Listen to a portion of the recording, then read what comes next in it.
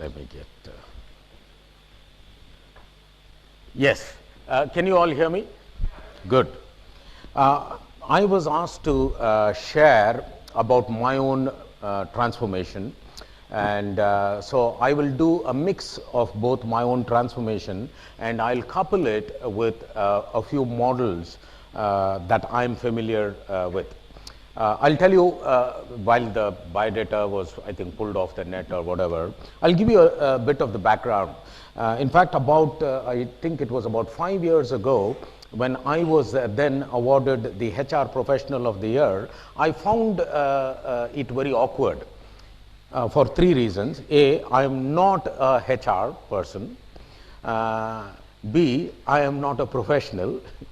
And C, I'm not in that category where in a particular year you get evaluated. So let me explain. I started my career way back in 1982 as a Unix systems administrator. So I was posted with the Tatas, with SMG. The company that I was posted with was Schlumberger. I don't know how many of you know of that company.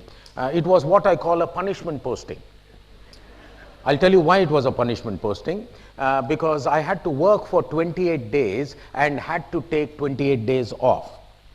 I don't know how many of you know of this Bombay High. You know, you go there in the boondocks, and there you work. And I went to my manager, I remember. I went to my manager and I said, is it not possible for me to work for 28 days, take 2 days off, and then work for another 28 days?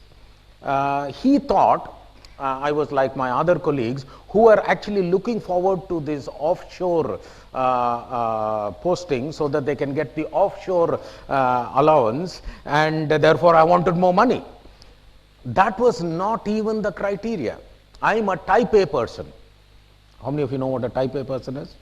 A type A person is one who enjoys work. My definition of rest is doing something else. So he thought, no, not possible, you go. Anyway, one advantage of being with the Tatas is, I mean, this was a joint venture or a collaboration, so I was posted there. I created enough ruckus, and of course, I found it very awkward to do or to keep myself occupied in that 28 days. You know, my declared hometown was Bangalore, so deep in the boondocks, somewhere off the Bombay High, you know, I'll be sent. And those days there was no helicopter, at least not for engineers, lower level engineers. I'm talking about 1982.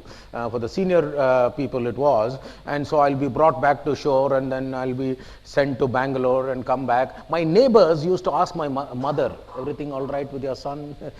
Because, you know, he's coming back. And so she, of course, did not have an answer to that. I created enough ruckus, so I moved or I was shifted from the Schlumberger project to Honeywell, and that was even worse. It was worse because now I was posted in what I call God-forsaken places. I'll give you one such place, Gulbarga. I mean, I know the people from Gulbarga will not consider it God-forsaken, because this was a cement plant that was there. I was posted in a particular company called ACC Babcock. I don't know if that company still exists. I mean, this was a large cement plant, and from there I was put into a power plant and all, you know, all these weirdo things. And here, I mean, it was in the middle of nowhere, and so I again complained. Fortunately, you know, within Honeywell, from Honeywell process control, I moved to information systems, and from there I moved to Contelco data. And then after about 4 years of being with the Tatas, or 4.5 years being in these assignments, I said, listen, I want to work in a company. I don't want to work on these projects.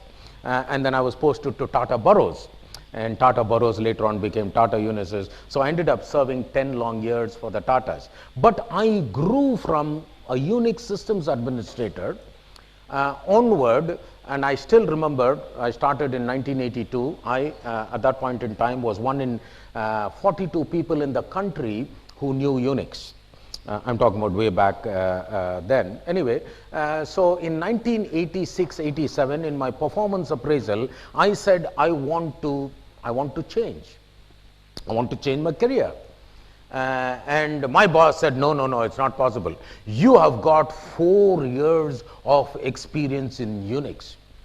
Now, let me tell you, I mean, it was as if I had arrived in life the way he described. 4 years of experience in Unix. No, we can't allow you to do that. We can't allow you to change. I said, if you don't allow me to change, I will change. Meaning, I'll change the job. And he got very concerned. You know, we are all considered billable resources. I don't know you understand that particular terminology. Oh, is he really changing? And of course, I had kind of shared this with my colleagues. So my boss contacted my colleague, will Anand really escape? So he said, listen, he's a crazy fellow, he'll do anything.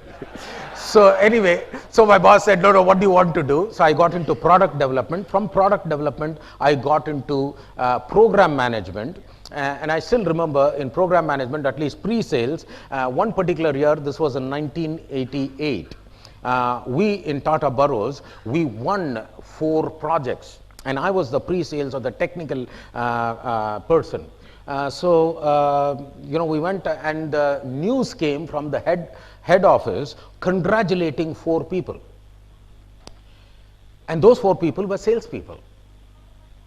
And I had done all there was a thing that we do in in software or in project management called RDS, Requirement Definition Study. So I did the Requirement Definition Study. I did all the presentations. I did all the cost justification. Everything was done by yours truly.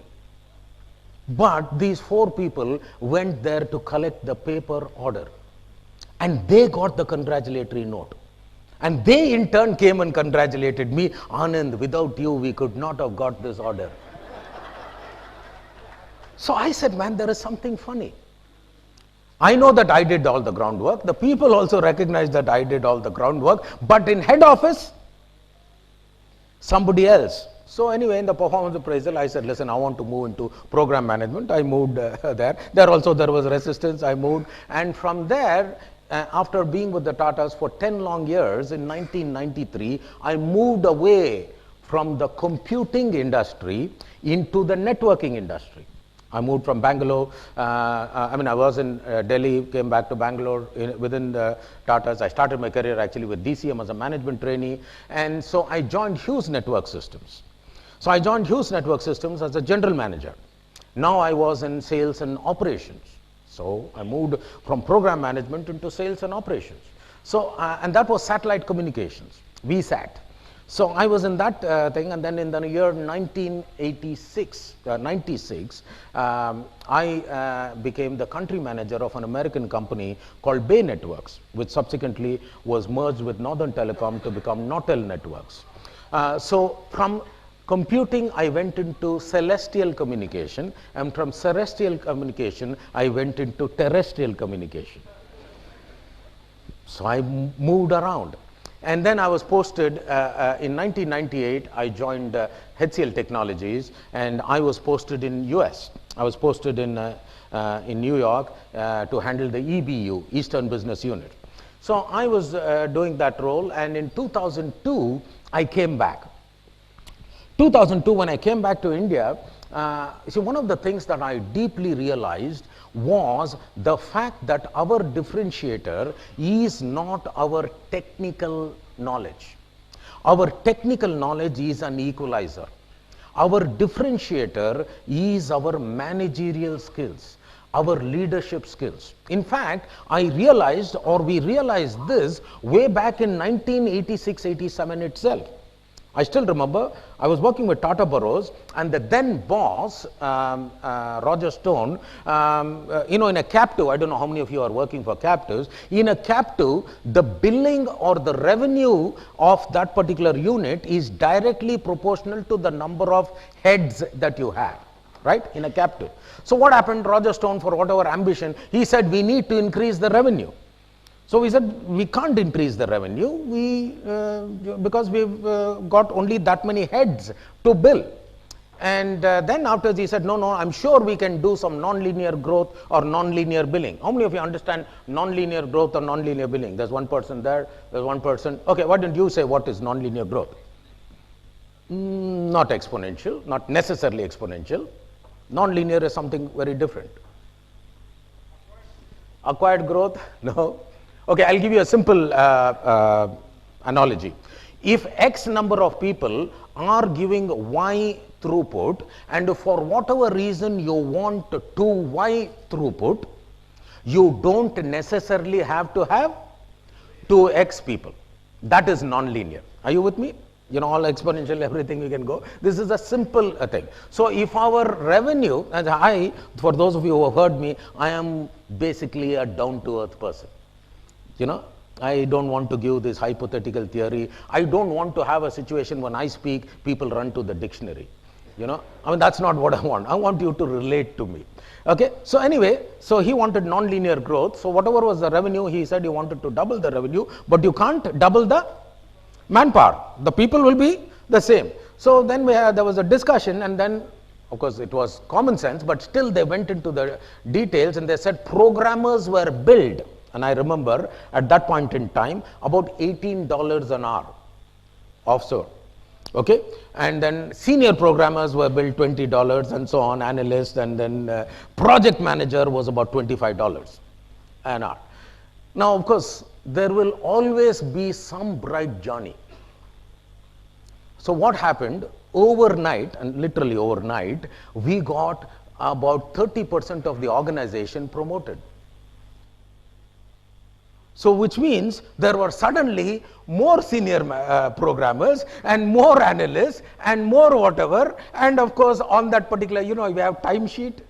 So when the timesheets were tabulated, they were tabulated, so a programmer was tabulated as a senior programmer and so on, but pretty soon somebody in Detroit figured out, hey man, these guys have done our Indian googly, you know, so somebody has done something.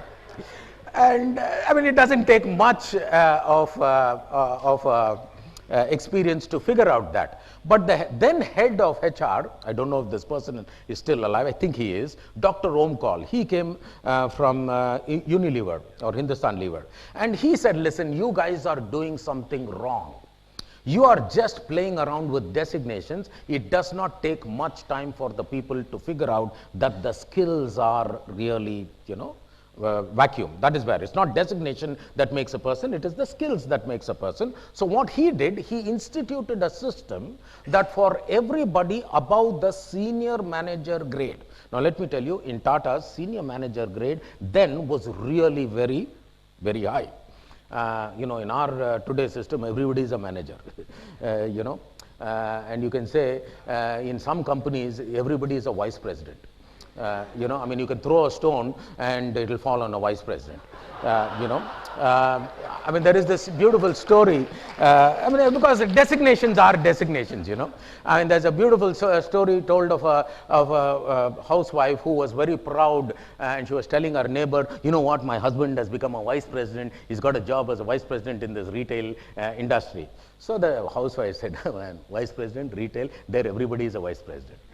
So he said, no, come on. I mean, my husband has got promoted. You know, he's got a job as a vice president. I'm telling you, vice president, everybody is a vice president there. You know, in fact, you're talking about retail. No, my husband is a vice president in the grocery section. So then afterwards, the neighboring housewife said, what grocery section? In that particular company, you have a vice president only for peas. So she said, come on, you're making fun of me. You don't like we to prosper, and we have gone all this. How can it be? So, okay, check it out. Tomorrow, you go and check it out. When your husband goes to office, you give a call to the board number and just say, listen, I want to talk to the vice president of peace. See if you are connected to that person or not. So this lady, she said, this neighbor is really jealous. I want to prove her wrong. So next day, after the husband went, she called up, thinking that she'll get an absurd answer. What, are you out of your mind? Are you crazy? You know. Anyway, she calls up the board number and she says, can you put me on to the vice president of peace? The person on the other side, oh, vice president of peace? Which one? Frozen, fresh, or canned?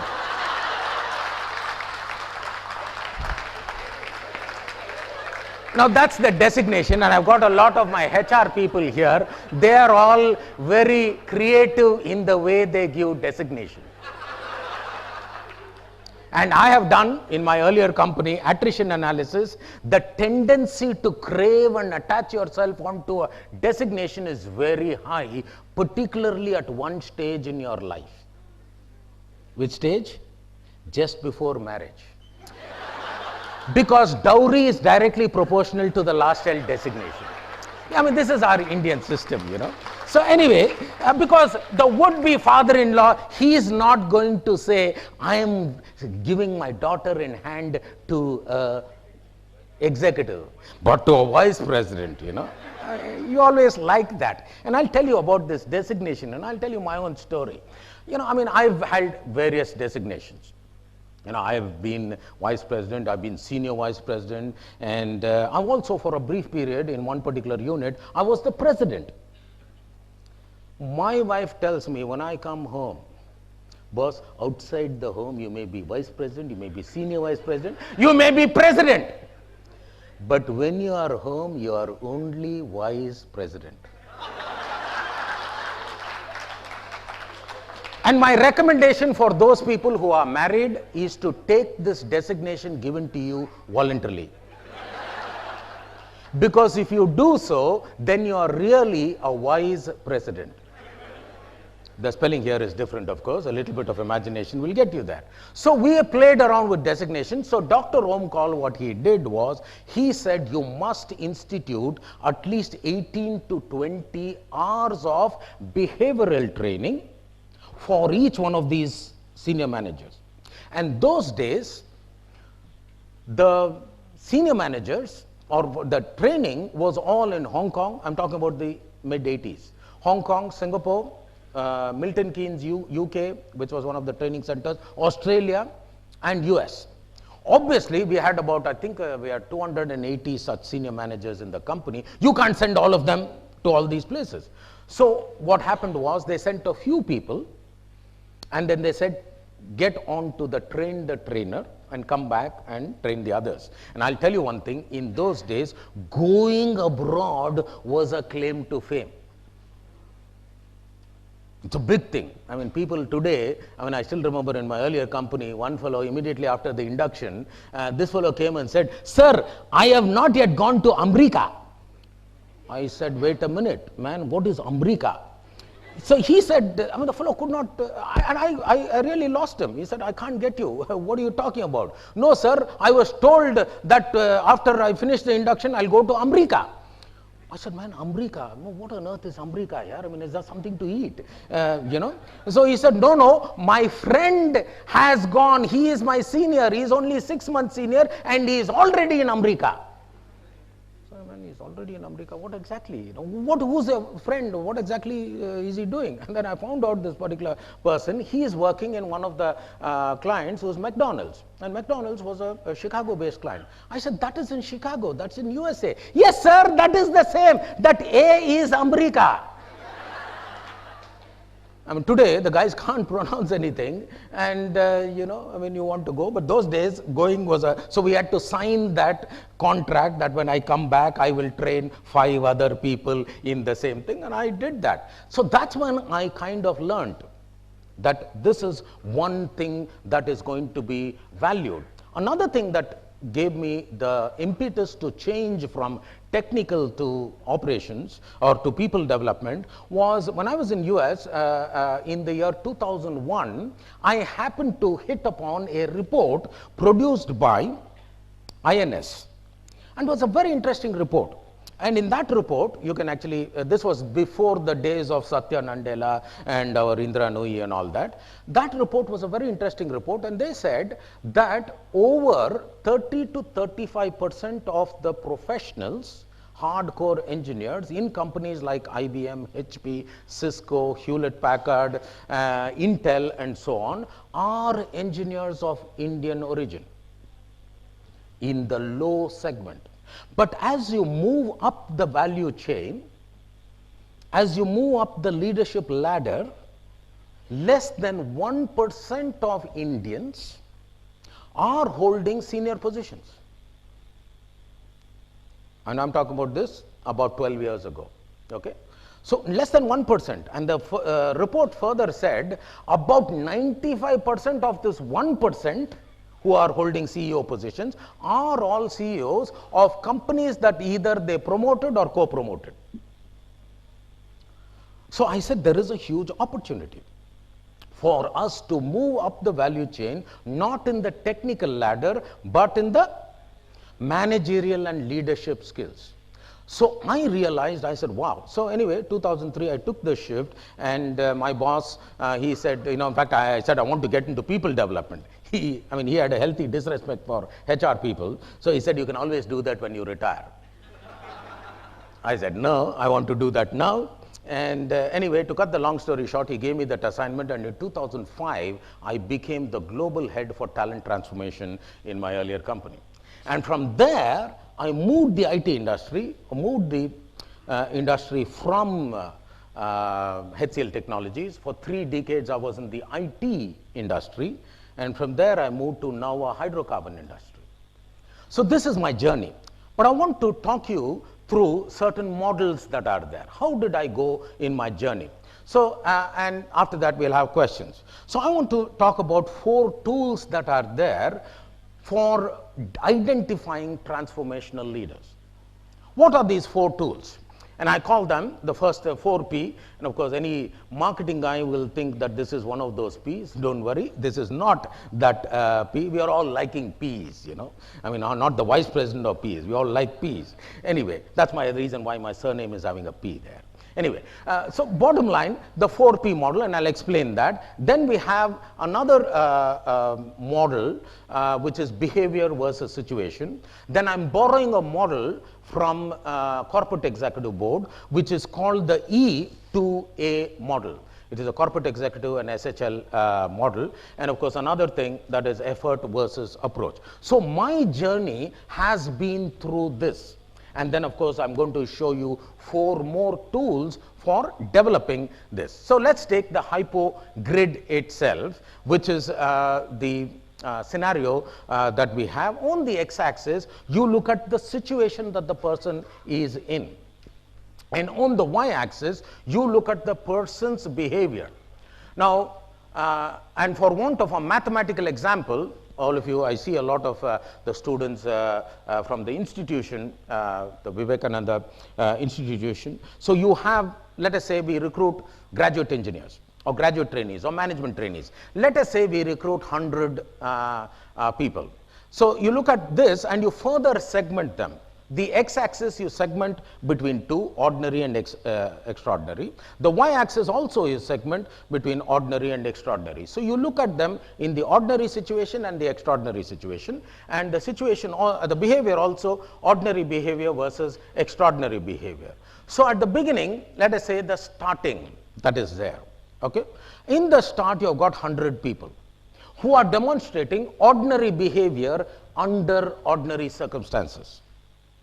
Ordinary behavior. And please understand, this ordinary is very relative, because we are living in a VUCA world. As I'm talking to you in south of Bombay, there is another seminar entirely on that VUCA. They're spending 2.5 days just on VUCA.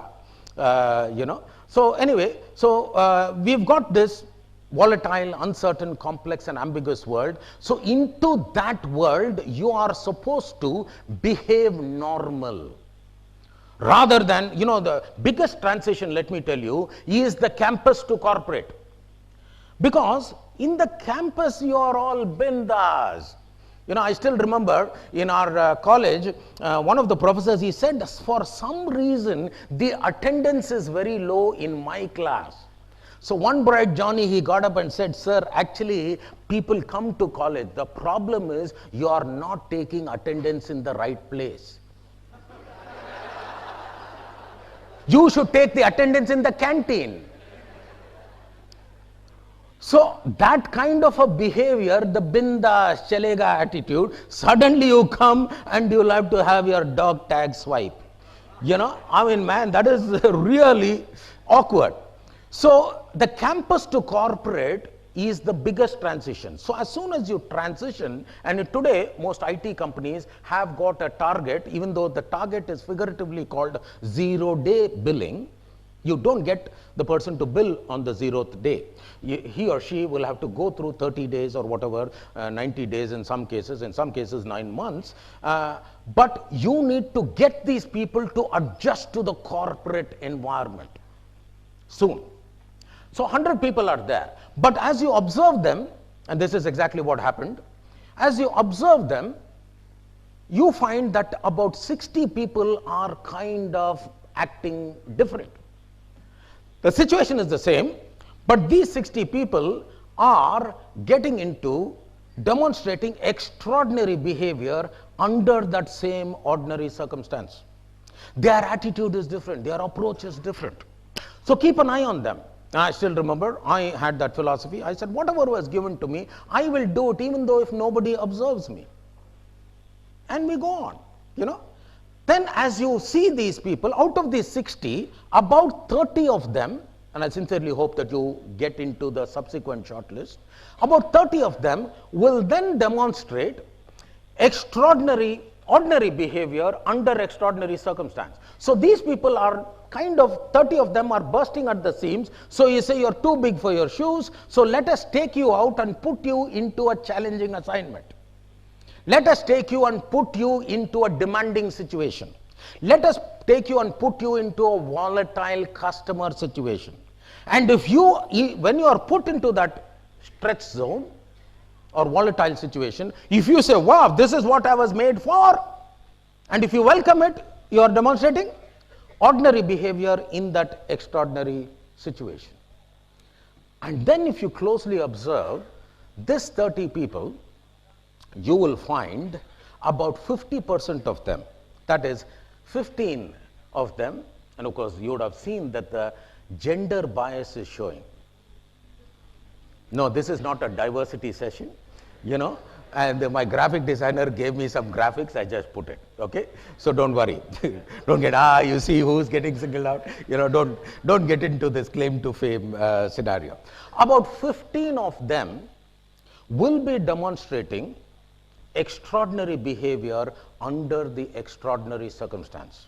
This is the first sign of the transformational leader in you. This is the first sign. Now you need to get into that, and you will have to understand one thing, and particularly for the students I want to say this. Please be frightfully aware of this statement. Many are called, few are chosen. You need, because that pyramid is going up. And I still remember, after 10 years of service with the Tatas, when I finally resigned to join Hughes Network Systems, my boss, he came and said, Anand, please fill up the interview, exit interview form, and after this you're going to have a meeting with Ratan Tata. Now this was in 1983. I was relatively a junior person. You know, by God's grace I've grown, but at that time I was that was more than 20 years ago, 21 years ago. I said, why should I meet Mr. Tata? He said, that's because you're a hypo. And the way he said it was as if I've got a disease. So I said, no, I reacted to him. I said, no, I'm a normal person. No, you're a hypo. I said, man, I'm perfectly normal. He said, no, you're a hypo. I said, man, what's wrong with you? Yeah, I'm telling you, I'm normal. I finished my, comprehensive medical checkup and everything is normal. He said, no, but still you're a hypo. And anyway, I asked him what hypo is, and that's when he defined. And understand one thing, in the early 80s, the term was relatively new. Okay? It was possibly a code word that the HR people used among themselves. I never was private. And then I asked him, when did you discover that I was a hypo? He said, about 3 years ago. I said, man, then why did you not tell me that? No, policy. You understand policy. Can you imagine what HR people will do if there was no policy? It's like Hollywood movies, how will they make a movie without trees? You'll have to apply a little bit of imagination. Because if you don't have trees, what will you run around? So policies have to be there. So policy. You and your policy. And then, no, but you should have figured out, because you find that you've been exposed to people, you had senior management meetings, and you've got all this and all that. I said, yeah, but I had no clue. I thought I was the only guy around and I was sent. No, you were chosen.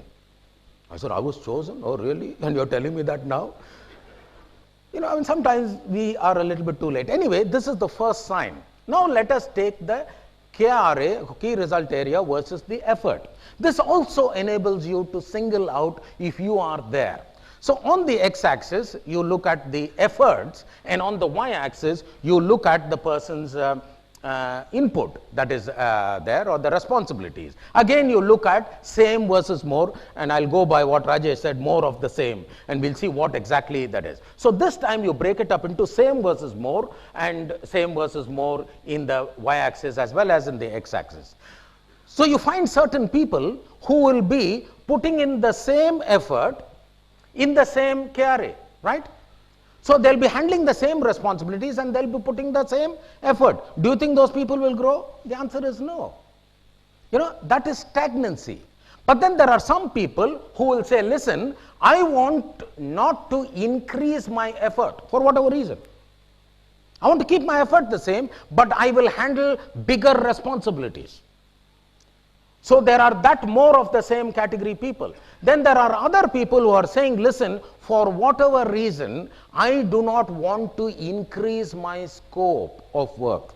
I want to keep my KRA the same, but I'm willing to put in more effort. But let me tell you one thing, a transformational leader will not even come from these two segments. A transformational leader will come when they do more of more. Because we are in a competitive industry. You cannot get to do more of the same and expect to survive. You can't do that. So that's the second parameter. And here I want to borrow the E2A model, which is from Corporate Executive Board. So when you look at Corporate Executive Board, they have come out with three parameters, 1E and 2A. What is 1E? And that is engagement, and 2A, aspiration and ability. And the intersection of all this is hypo, or the transformational leader. Now, I personally don't like three parameters, so I put it into my own x-axis and y-axis. So let me convert this into x-axis, y-axis. So when you convert this into x-axis, y-axis, on the x-axis you have got the aspiration of the person, or the ambition of the person. So that ambition could be anywhere between low to high. And on the y-axis, you've got the ability of the person, and that ability could be low to high. Obviously, you're not going to be a transformational leader if you have got low aspiration, low ability. The company cannot invest in you because it's a higher risk and lower return. On the other hand, if you happen to be having high aspiration but low ability, possibly the training and development department can put some material into you and can work on you and build the ability. But still, the transformational leader will not come from there. The person will be at best a little bit fast track, but not yet a transformational leader.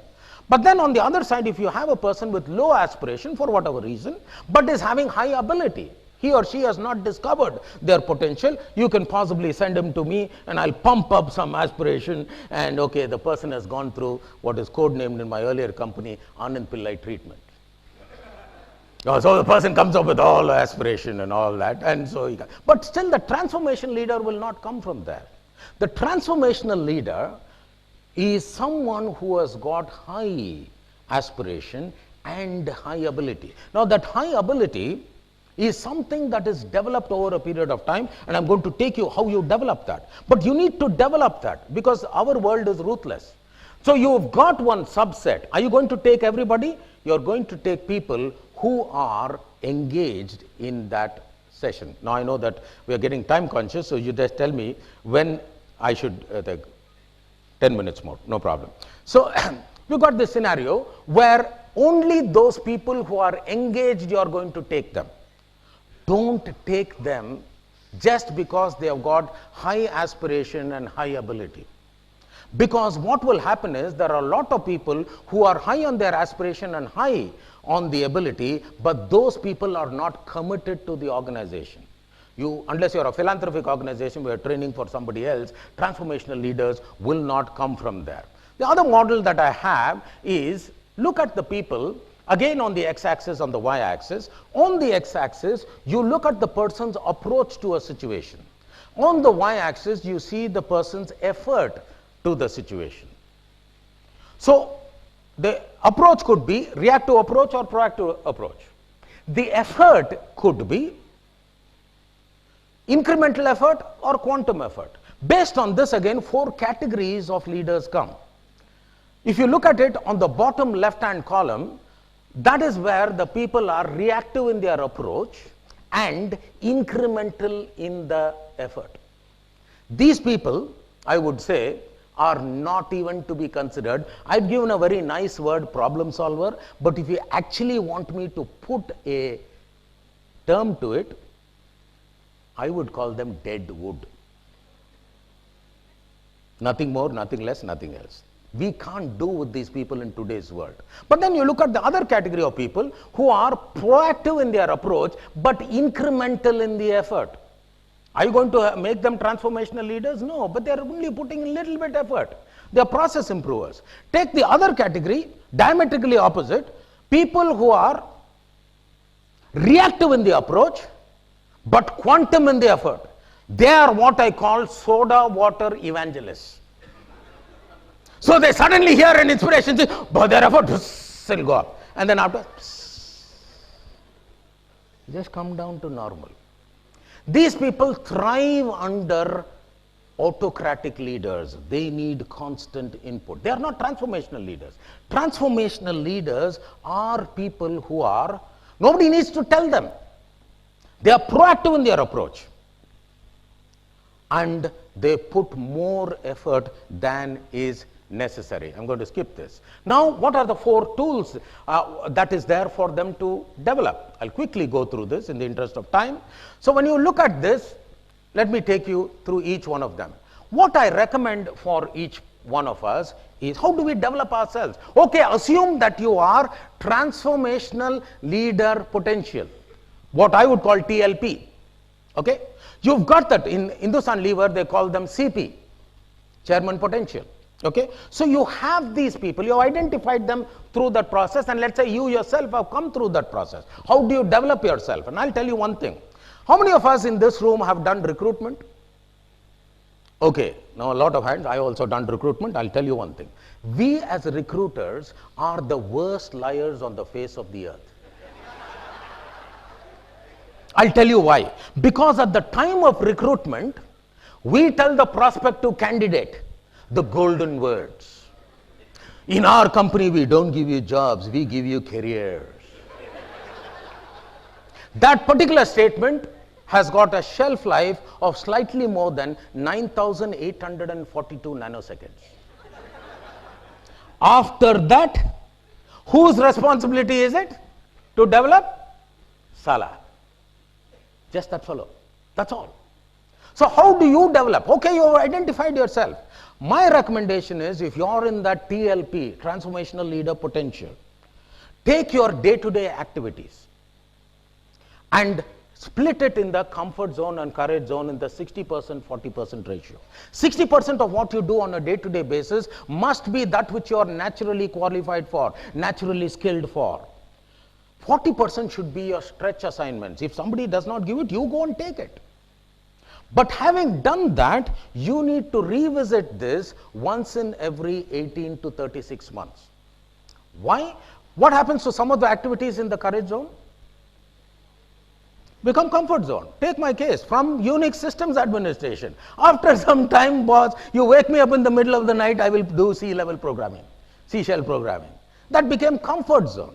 Then I went into product development, then I went into program management, then afterwards from Bangalore I went to Delhi, from Delhi I went to Detroit. I mean all over the place. And I'll give you another model where you choose your comfort zone, your courage zone. You do this on a continual basis. The next one, and here I'm going to take my own deviation of 2-axis principle, let us take 3-axis. Here you need to get into what we call a career rotation queue. On the x-axis, you look at your location. On the y-axis, you look at your function, and on the z-axis, you look at your domain. For you to grow as a transformational leader, you need to be flexible in at least two parameters. For some reason, if you say, listen, I do not want to change my location, no problem. Change your function, change your domain. Take the case, for about 2 years, I stayed in Bangalore. Then I moved to Delhi. And then I moved to Bombay. And then I moved to Detroit. I moved to Australia. So I changed location. And also, I've got another model, and I've got Keyur, you're from Deloitte. Have you heard of mass career customization? You've not. Sometime later, we'll talk about that. So mass career customization is basically a research work done by Deloitte. It is a powerful model on how people can have a highly engaged career all through their life, changing location, changing whatever. I'll come to that later on. So for some reason, you say this location you can change until you get married. Then after you get married, hopefully, and today, your spouse is also working, so it is not the question of your location, your spouse's location, and then you got your children. So you can keep the location constant, but you can change your function. And you don't have to necessarily go outside your macro function, within your function. Say, for example, within Unix, I went from proper coding into product development, from product development into program management. So I stayed within the macro of the computing area. And then afterwards, the domain, I was in the computing area, I changed into networking. And networking this time means celestial networking. And from celestial networking, I went into terrestrial networking. I still stayed in the technical area, but then when I moved into the celestial networking, I became the general manager, and I was head. As I move up the value chain, you are head of operations also. So I moved the function from technical to program management to higher marketing and so on. So this is how you grow, and that's where I have grown. Each one of us, otherwise if you say you've got 15 years of experience, ask yourself the question, do you really have 15 years of experience? Or is it 1 year of experience multiplied by 15? So because you have this flexibility or fungibility, you then move. How do you put yourself into an environment? An environment, again, choose the environment based on this 2-axis principle. On the x-axis, you see the low challenge and high challenge. On the y-axis, you see the kind of support that is available in the system. Low support or high support. Don't work in that low challenge and low support scenario. It is what I call an apathetic scenario. And I hate to say this, our current BPO is in that category. Low end. And that's the reason why most of it is gone off to Philippines or Egypt or wherever. Not much of challenge. Not much of support that is there in the system. But then there are other situations where some people, they are put, for example, in an IT industry, you put people on-site assignments who are very demanding customers, but there are only few people. There is no HR support, there is no admin support. So the challenge is very high, but the support is very less, and they are very stressful. And to a large extent, our border security force people are in that category. They are very highly stressed. And if you ask them, or if you get the data, there are a lot of people who attempt suicide or even commit suicide because they don't even get leave. So it's very highly stressed situation. Diagonally opposite is the low challenge and high support. Which department is that? Corporate office. Bindas. Man, you've got all the support in the world, all the funds in the world. What is the challenge? Just stay put. Well, my recommendation is don't stay there for long. Don't stay there for long, because you'll be pampered and you will rot. You need to choose an environment where the challenge is very high. Go for the demanding situation. In fact, somebody asked me, how come you changed from HCL? You worked for 10 years for Tata's and now you are in the current company. I said, boss, I don't want easy things, because I'll see how long I can last. But bottom line is, take challenging situations. Don't go where the road is easy. So that's another scenario that is there. Then the pre-final one, the blue ocean grid. Put yourself, and this is borrowed from the book, Blue Ocean Strategy, on the x-axis, look at the canvas that you are operating in. Take value from low to high, and then you look at the cost from low to high. This particular model is borrowed from the book Blue Ocean Strategy. Any of you have read Blue Ocean Strategy? I see quite a few. The example that is given there is that of Southwest Airlines. And in Indian scenario, we've got Indigo, which is copied. So what do you do in an airline industry? We as employees or we as executives, we need to follow the same model. Look at that which is low value and high cost or effort. What do you do in an airline industry? Of the various things that are giving us, what is low in value but high in cost or effort? The various things they give us? Food, right? It is low in value. Why is it low in value? Because that sandwich, bill of material cost for that sandwich is 25 bucks. 2 slices of bread and some cucumber and whatever, 25 bucks. But finally, when it is sold in the aircraft, it costs about 200 bucks because it has to be stored, and therefore there is space, and there is weight that is there. So there is some kind of a load that is there, and of course it has to be given at room temperature, so it has to be refrigerated and cooled and not using electricity but aviation fuel. And of course you've got stewardess, and there is also inventory, whole lot of things that are there. So you eliminate it. In exactly the same manner, look at your day-to-day activity. What are some of the things that are low in value for me but is high in cost? The best way to understand that is whether I do it or don't, nobody bothers. Eliminate that. You will create headroom for growth once you eliminate. And as you do that, then you get into the other area which is low in value and low in cost or effort. Get into that scenario and you reduce that. For example, in an airline industry, the interior decor, the seats, whether they have got fabric lining or leather lining, does it matter? No. Kingfisher, take the example. They wanted to go into the red, they gave red leather. And of course, everything else was red, no going into details there. Bottom line is, reduce the frills.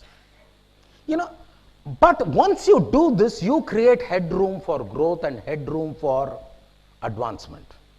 You have created capacity, and that's the reason why Southwest Airlines for 40 years has not had a single year of loss. In an airline industry which is very competitive. Take the case of Indigo, 5 years and they have not had a single year of loss, even though they are in the low cost segment which is highly competitive and cutthroat. But how are they differentiating? The differentiator comes in the right side. That which is high in value and high in cost or effort. Again, in an airline industry, what is high in value or cost and at the same time high in cost?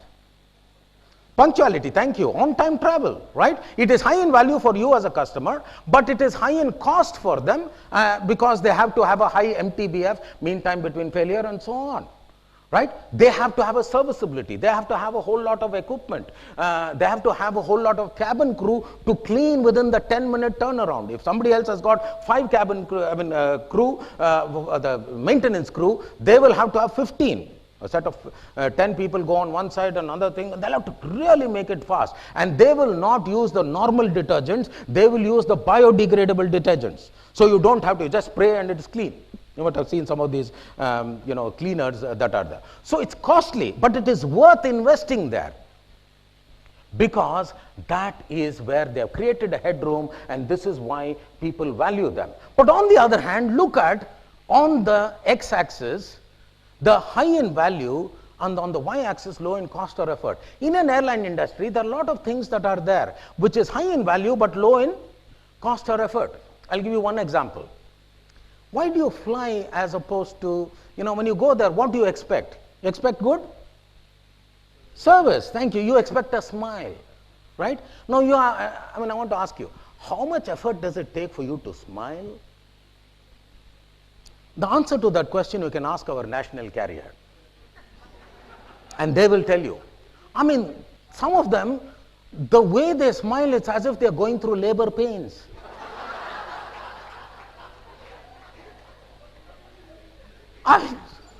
They just smile. What's wrong? Are you giving away some of your assets?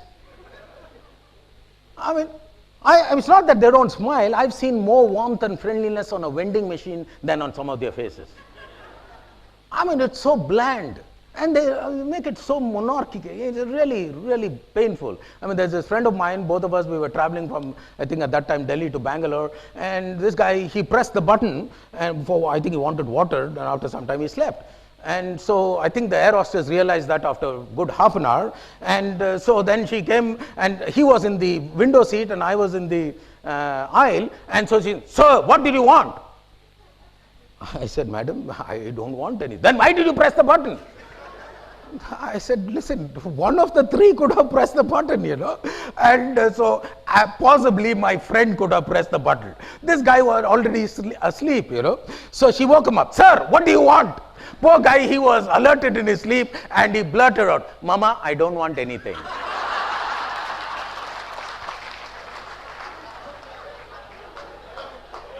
In fact, there is this friend of mine who, my brother-in-law actually, he came back from US and he asked me, how is Indian Airlines service and food? I said, man, you are now asking me a chemistry question. Because their food is colorless, odorless and tasteless, their service is hopeless and the people are shapeless. That is as bad as it can get. I want to thank you for your attention.